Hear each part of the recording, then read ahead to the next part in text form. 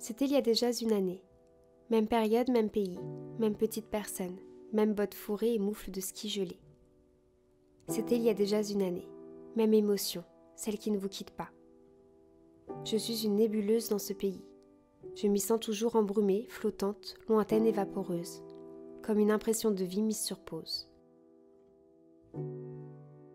Je me sens suspendue, quelque part entre la brume, qui donne du sens au flou, et les branches glacées des pins, celles qui me semblent infinies, qui touchent le ciel et se mélangent. C'est à ne plus savoir qui est neige et qui est nuage. Tous ligués contre la tyrannie du visible dans ce pays flou d'amour. J'ai l'impression de voir les choses avec des lunettes constamment embuées. Et c'est approximativement que je me représente les éléments qui m'entourent.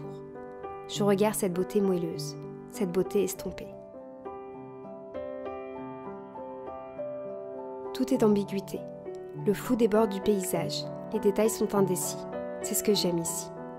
Le flou inonde, se répand, se confond, navigue, estompe le contour des choses, tandis que le trop net cerne, marque, définit, limite et sépare.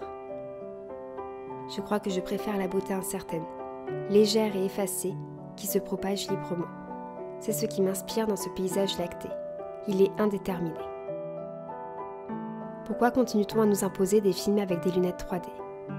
Moi, je voudrais des lunettes embrumées. On souffle fort dans nos écharpes, pour se réchauffer les joues. On surveille les bottes pas jolies de chez Decathlon, disparaître sous les feuilles cristallisées, des fois qu'on n'arriverait plus à sortir de ce piège de cristal. Et sous nos bonnets en fausse laine, on coupe le son et on regarde. On prend un moment pour reprendre nos souffles. On plisse nos yeux pour vaincre l'opacité du visible. On pourrait finir par croire que ce sont des larmes qui embuent nos regards.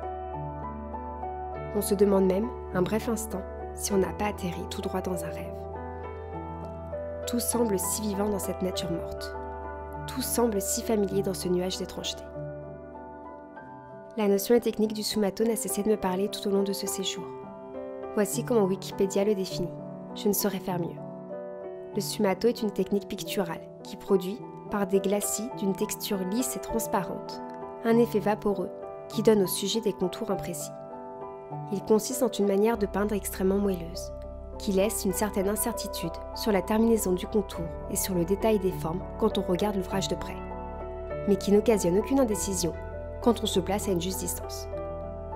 Le sfumato, en italien, comme la fumée, s'oppose à la vigueur et à l'accentuation du trait qu'on appelle dans la peinture classique sentiment. Voilà ce qu'est le sfumato, un terme que je n'ai jamais oublié après mes études d'art et qui est ressorti des brumes de Norvège jusqu'à l'écran de mon iMac.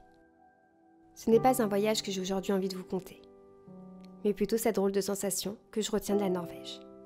Prenez cette vidéo comme une vidéo atmosphérique, comme une feuille dans le vent, comme un message fou et flou. Sentez-la comme la retranscription, aussi dure soit-elle, d'un voyage mirage, d'un flottement en couleur délavée ou encore d'un poème visuel.